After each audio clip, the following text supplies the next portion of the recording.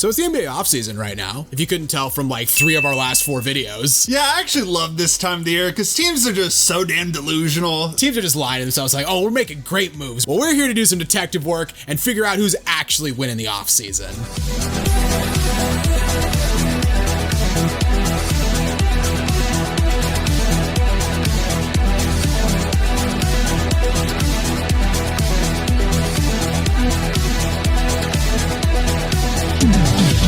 Before we start talking NBA offseason, if you haven't already, make sure you leave this video a like, give us a subscribe, and hit that notification bell so you never miss out on one of our videos. So we'll start with the winners, and I feel like this team is almost unanimously agreed upon to be the winner so far of the offseason, and I'm sure you're loving it. I am. Because it's the Los Angeles Lakers. Boy, howdy, they had a great offseason. LeBron has the team. They're going to have the full training camp, the chemistry this year. I was just thinking, bring back everybody, and that's already a W for the offseason. But they didn't just do that. They go out and they get Gabe Vincent. They bring in Jackson Hayes, Cam Reddish, Taurean Prince, all just great pickups. Yeah, what I love about all those pickups is each one serves a different purpose. Like Gabe Vincent scoring from the guard position, Jackson Hayes interior defense, Cam Reddish scoring on the wing. And not only that, they brought back all their guys from last year. Austin Reeves, 4 years, $54 million. Rui Hachimura, 3 years, $51 million. And I honestly love the D'Lo contract, 2 years, $37 million. Like, those are 3 really smart, potentially movable deals if a trade comes up. I don't think the Lakers could have done any better. Yeah, the Lakers realize, maybe we should try to build the team like we did in 2020. 3-and-D guys around LeBron and AD. You don't think bringing in 37-year-old Carmelo and 37-year-old Dwight and just having a bunch of old guys, you thought that was a bad idea? What could possibly go wrong? Believe it or not, it didn't work out with Russ, LeBron, and AD. Who would have thought? Yeah, no, I love the moves they made. They kept their youth. They got some more defense. They got some more scoring. Amazing offseason. They're still not winning it all next year. They're making the conference finals at the very least. I got a rematch. We'll see. And they're going to get swept again. Okay. If everything goes to plan, they'll get swept again. Now onto the Milwaukee Bucks, another winner. And the main thing is they just brought everyone back. Middleton returns. Brook Lopez returns. They did lose Javon Carter. Lost some other guys. Joe Ingles, who really cares? But they brought back Middleton and Lopez. And I know they went out in the first round, but they're still a contender. Oh yeah, they had to bring back Middleton and Lopez. Like, you go out in the first round, you got a brand new coach. The last thing you can afford to do is lose 2 of your best 4 players. And I don't know if he'll play well for them or be in the rotation much, but I like the pickup. Malik Beasley, super cheap. Is a guy who's been a good shooter in the past, been a scorer in the past. It was pretty dog shit for the Lakers, but I like the pickup. A low risk, high reward play. I like it too. I still really want this team to make some moves to get younger. They are still a bunch of old dudes, and I know they might be letting some of their other old dudes walk, but I mean, they brought back Jay Crowder, who's old. They brought back Brook Lopez, who's old. They brought in Robin Lopez, who's old. They brought back Middleton, who's old. The only young guy they brought in was Beasley. Yeah, they really have like a 2-year window, and they need to do something quick because Giannis going to be a free agent. Every team is looking at that situation. If you say they are, say the Knicks, just wait. Don't even try. Okay, we'll see. On to the Phoenix Suns. They traded for Bradley Beal, and I'm not fully convinced this trio is going to work because it's just 3 guys who do the exact same thing. But I mean, they got rid of Chris Paul's contract. They sent out a bunch of first-round pick swaps and second-round picks for Bradley Beal. I mean, on the surface, it looks like a pretty good trade, but my thing that I was most impressed with is the way they filled out their bench, because this was the meme about the Suns right after they made the Beal trade. It's, oh, they're going to have no one on the bench. They're going to have no bench scoring whatsoever. They brought back Josh Okogie and Damian Lee on pretty cheap deals,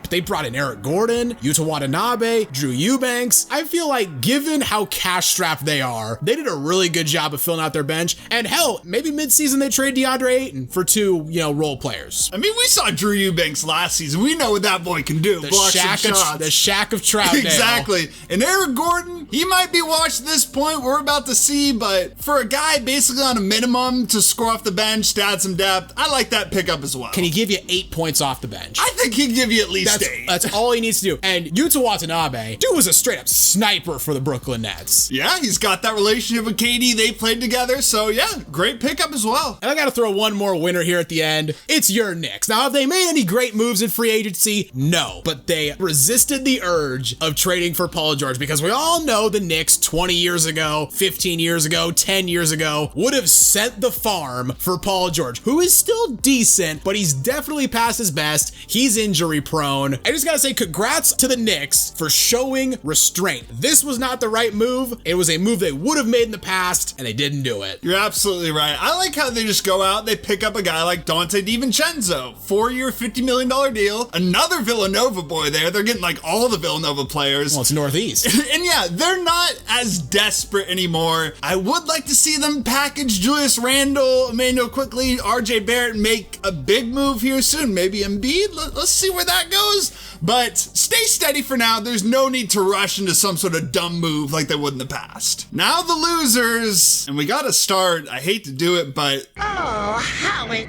pains me to do this. Denver Nuggets, because they just really didn't do anything and they just kind of lost some of their main guys. Bruce Brown was obviously the big one, and they weren't really going to be able to pay him. Is Brucey B going anywhere? Hell no. Hell no.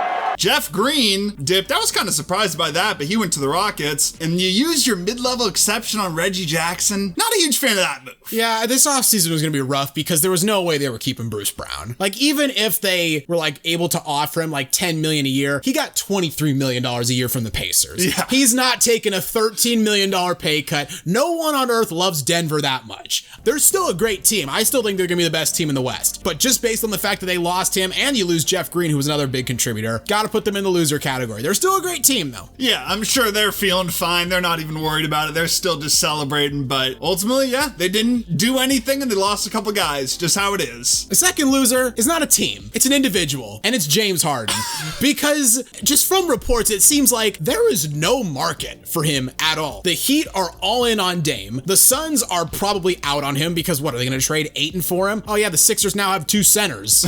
That's not going to work. The Clippers are probably still the most likely option, but I have heard nothing on that front for the past couple weeks. So he might have to re-up in Philadelphia, which I'm sure he and the team are cool, but I'm not sure if he and the fans are going to be cool. I'm not saying trade James, but I'm saying trade James Harden. And also, just looking to the future, I don't think he's getting another big contract after this, which I'm sure is what he wants. Yeah, I don't know what the whole negotiation under the table deal, whatever was going on with that, I got no idea. But I know this dude was pissed when he saw Dame requested that trade. Oh yeah. Because no one's even talking about Harden anymore. It's just all about Dame because, let's just face it, Dame's better. I mean, Harden at his peak was better, but Dame right now, it's not even close. I think you make a great point. Like, what team is going to shell out a ton of money next offseason to sign an old-ass James Harden? No one at this point is going to go all in for Harden. And the reports were last year when he signed the extension with Philadelphia was that he took less money with the hopes that they would reward him with a longer-term deal this year. He does not have a longer-term deal right now. He does not. I wouldn't give it to him. Yeah, I don't know what's going to happen, but at this point, it's kind of his fault. He's been on a new team like damn near every year. It's like, dude, at some point, you got to stick somewhere long-term. And these are places he wanted to go. Exactly. And the final loser, I mean, this is an obvious one. The Houston Rockets, these contracts are just absolutely insane. I know they needed a culture change, but what the hell are these? I don't know what the f*** they're doing.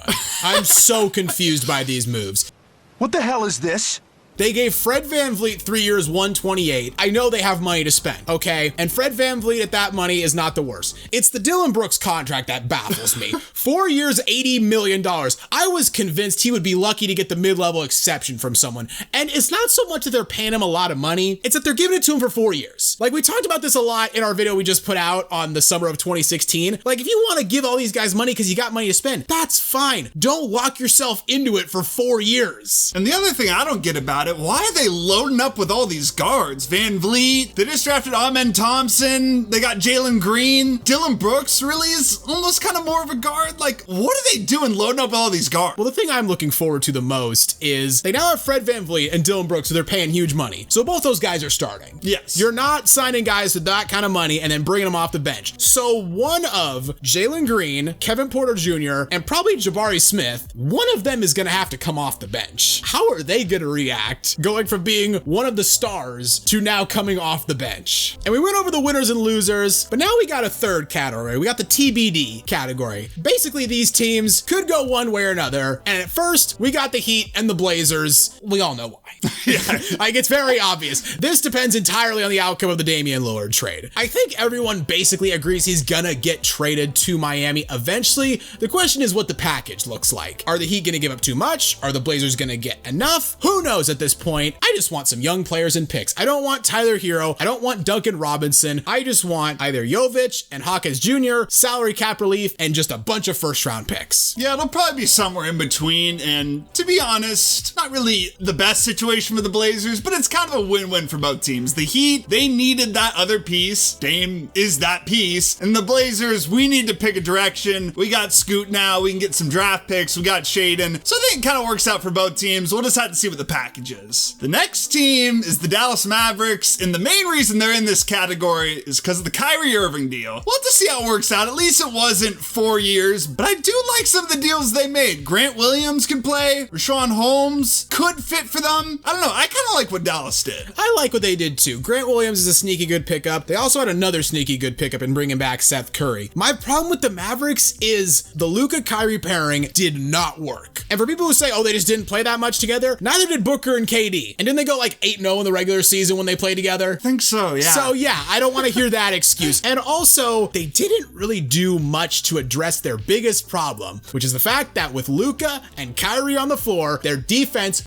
sucks. I think they got a couple guys. We'll see how it works out, but yeah, you're right. That pairing just does not work defensively. And finally, we got the Golden State Warriors. And look, they got off Jordan Poole, which is good. Everyone recognized they had to do it for chemistry, for culture, everything. They got back Chris Paul. It's a weird fit, not only because the Warriors already have Steph and Clay established in the backcourt, but because of the Warriors' history with Chris Paul. Yeah, it's weird together, but Chris Paul, he's trying to win a ring. Draymond, Steph, Clay, they still want another ring. So I think there's not going to be any issues there. I don't know. I think in the short term, they're better. But again, this team kind of has no future, which maybe that's the point. They just want to win, maximize with Steph and Clay and everyone. But I don't know about this fit. Yeah, and you mentioned earlier they lost Dante DiVincenzo to the Knicks. And this team desperately needs some size. Kevon Looney is their tallest player, and he's 6'9". When you have to go through in the West, Anthony Davis, Jokic, I was about to say Cat and Gobert, but I'm going to leave that out.